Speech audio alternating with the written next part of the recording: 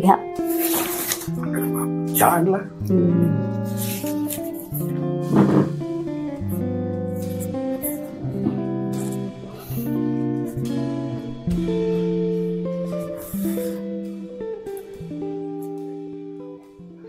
हो, बघितलं का समोर कोणतरी नवीन कपल आलेलं दिसतंय.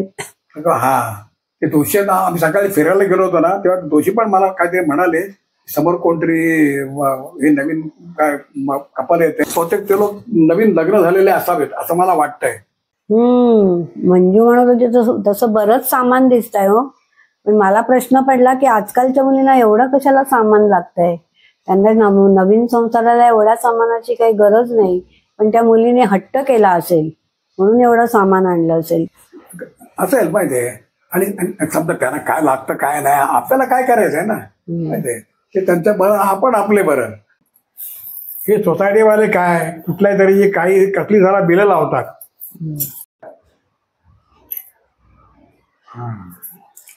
हॅलो मंजू, काय म्हणतेस?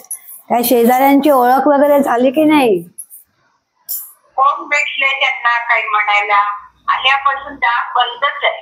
फक्त कचरा बाहेर ठेवताना आव आणून स्माईल दिली बस.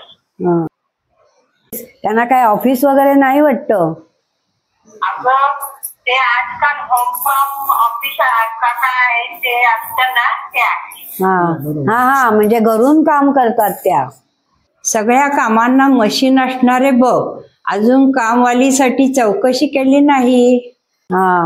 कामवालीसाठी चौकशी करायची त्यांना गरज पडली नाही, कारण सर्व ती मशीन असणारच ना घरात. मग कशाला पाहिजे कामवाली?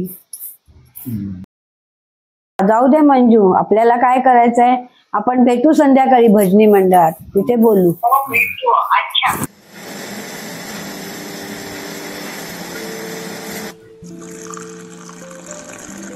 वाचक कमी झालेले नाहीत. कोण वाचते हल्ली?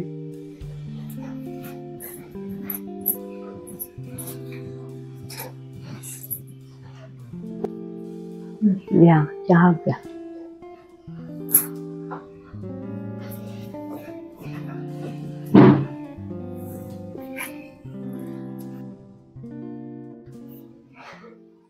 अहो,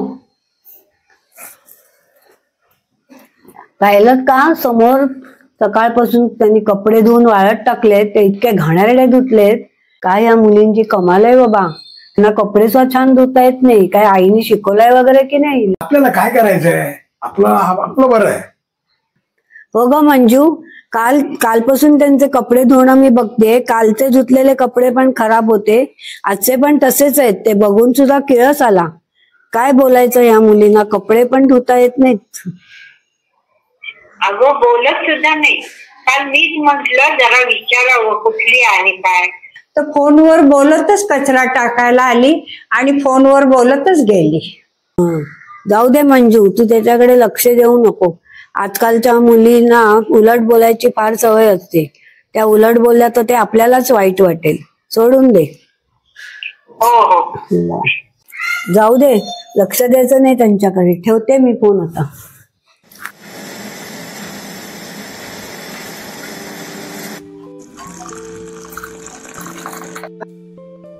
ज्येष्ठ नागरिकांसाठी 5 ऑक्टोबरला वॉकेथॉन. दुसऱ्यांच्या गॅदरा बघण्यातून सवय मिळाली तर आम्ही जाऊ ना, नाहीतर आम्ही कसे जाणार?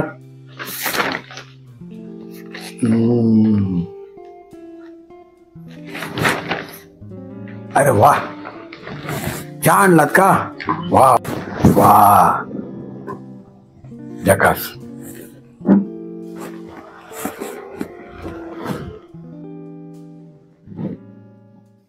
बापरे, आता तर हद्दच झाली बाई. पांढरे कपडे हे असे धुतात का? मला काही समजतच नाही. अहो, आता मला वाटतंय की मीच हिला जाऊन शिकवावं कसे कपडे धुतात ते. असू दे का सुद्धा, ती तुझी मुलगी आहे की तुझी सून आहे? मला ना कोणाच्याही घरात असं घाण झालेली आवडत नाही. जा मग तिकडे आणि जाऊन शिकव तिला.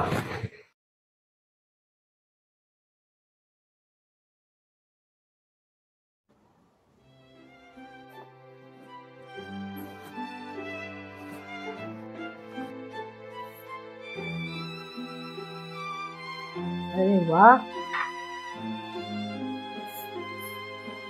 अहो ऐकलत का?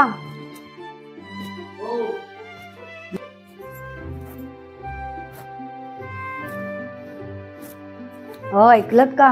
कपडे किती सुंदर निघालेत, पांढरे शुभ्र.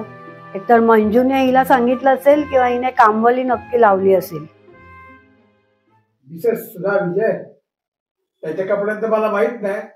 आपल्या खिडकीची काच आज मी स्वतः स्वच्छ पुसली आहे. कळलं का तुम्हाला?